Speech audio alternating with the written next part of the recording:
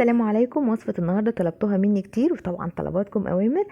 طلبتوا مني ترسة الأفران بالعجوة أو ترس العجوة أو معروك التمر أو قرص بالعجوة، ليها مسميات كتير. هنعملها بقى النهاردة بشوية مية ودقيق، هتطلع طرية جدا وخفيفة وزي القطن. وهقول لكم كمان على الطريقة اللي نقفلها بيها علشان تبقى متماسكة كده والعجوة ما تطلعش منها وهي في الفرن.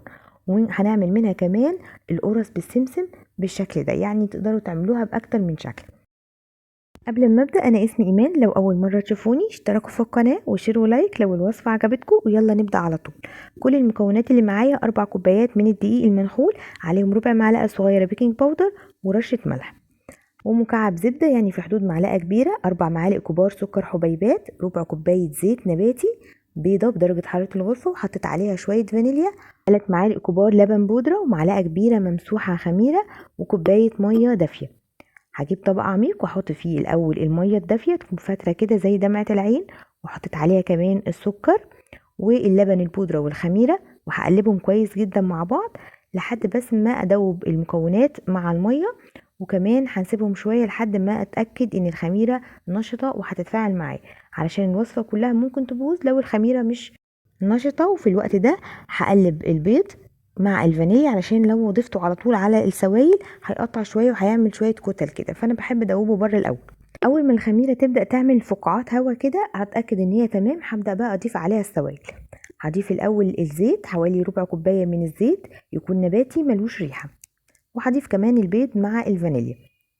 كده حطيت كل المكونات السايله، مفضلش عندي غير الدقيق والزبده. طبعا انا كاتبالكم كل المكونات بالتفصيل في صندوق الوصف، بس تابعوا الفيديو للاخر علشان تشوفوا طريقه التشكيل. هم عبارة عن 4 كوبايات من الدقيق المنخول، عليهم ربع معلقة صغيرة بيكنج باودر ورشة ملح. قلبتهم مع بعض وابتديت اضيفهم كده واحدة واحدة واقلبهم مع السوائل اللي انا حضرتها. طبعا هتلاقوا العجينة في الاول زي ما تكون سايلة كده، ما تتسرعوش وتضيفوا ليها دقيق. هنضيف بقى الزبدة بس تكون طرية طبعا بدرجة حرارة الغرفة، وهنبدأ نعجن. مع اضافه الزبده هتلاقوا العجينه ابتدت تسيل شويه كمان. استمروا في العجن وما تحطوش عليها اي دقيق دلوقتي. مع العجن هتلاقوها ابتدت تتجمع معاكم بالشكل ده. ممكن بقى اخر حاجه خالص رشه دقيق خفيفه كده على السطح اللي احنا بنشتغل عليه لو حاسين انها بتلزق. ممكن ما تحتاجوش للخطوه دي طبعا حسب نوع الدقيق. هنعجن العجينه كويس جدا لحد ما تتكون معانا وتبقى ناعمه بالشكل ده. العجينه دي بتبقى ناعمه جدا كده وطريه، بصوا شكلها عامل ازاي. هحطها بقى في طبق عميق واغطيها واسيبها تخمر حوالي ساعه الا ربع في مكان دافي. في الوقت ده هحضر العجوه. انا معايا العجوه دي بشتريها من السوبر ماركت بالشكل ده، باخد قطعه قطعه كده وابدا الينها وافردها بالطول او على شكل حبل كده زي ما انتم شايفين الشكل ده. ممكن كمان تحطوا معلقه سمنه او زيت على العجوه وانتم بتلينوها لو لقيتوها قاسيه معاكم كده وانتم بتعجنوها في الاول، عشان تعرفوا تفردوها بالشكل ده. ونفردهم بقى كلهم بطول واحد، يعني لو حته طويله ممكن نشيلها وتبقى بالحجم اللي تفضلوه حسب حجم القرص اللي احنا هنعملها. اول ما العجينه تخمر بطلعها على سطح فيه رشه بسيطه من الدقيق وابدا اعمل كرات متساويه. الكميه دي ممكن تطلع معانا من 10 ل 12 قطعه حسب حجم القطعه اللي انتوا هتفضلوه. انا باخد كل واحده كده وبنعمها كويس بالشكل ده. اما نخلص الكميه كلها سيبها ترتاح 10 دقايق واحنا مغطيينهم كده علشان يبقى سهل معانا في التشكيل. باخد كل قطعة وابدأ افردها على شكل بيضاوي او شكل مستطيل بالشكل ده، وتبقى سهلة جدا العجينة معانا ان احنا نقدر نسويها بمنتهى السهولة. طبعا انا محضرة الحشوة جنبي، نبدأ بقى نحشي. هاخد قطعة وابدأ الفها واقفلها كويس كده.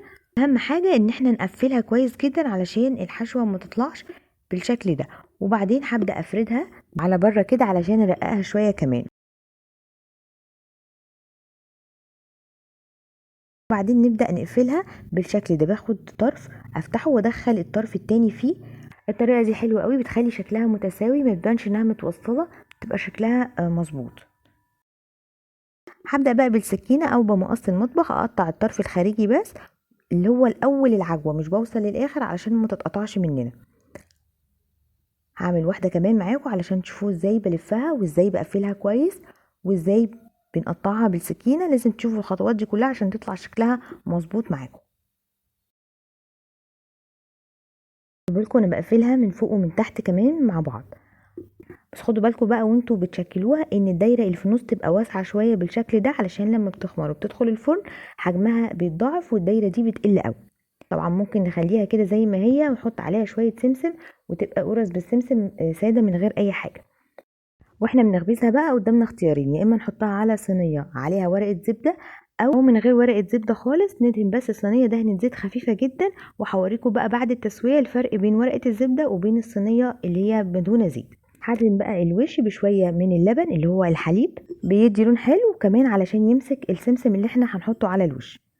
حطيت بقى كمان طبقه من السمسم بالشكل ده. هسيبها بقى تخمر حوالي 10 دقايق او ربع ساعه بالكتير، وفي الوقت ده هكون مغطياها بكيس او بفوطه علشان ما تنشفش. هدخلها فرن سخن على درجه حراره 220، هتاخد حوالي ربع ساعه. تبصوا عليها كل شويه حسب الفرن عندكم، انا كنت مشغله عليها المروحه كمان. وبعد كده اول ما خدت لون ذهبي من تحت فتحت عليها الشوايه حوالي دقيقه او دقيقتين لحد ما اخدت اللون الحلو ده من فوق ومن تحت. الفرق بقى انه اللي بيتخبز على ورق زبده بيبقى لونه من تحت افتح شويه من اللي بيبقى في الصينيه. في الحالتين التسويه واحده وطعمهم حلو قوي وشكلهم ولونهم كمان ممتاز.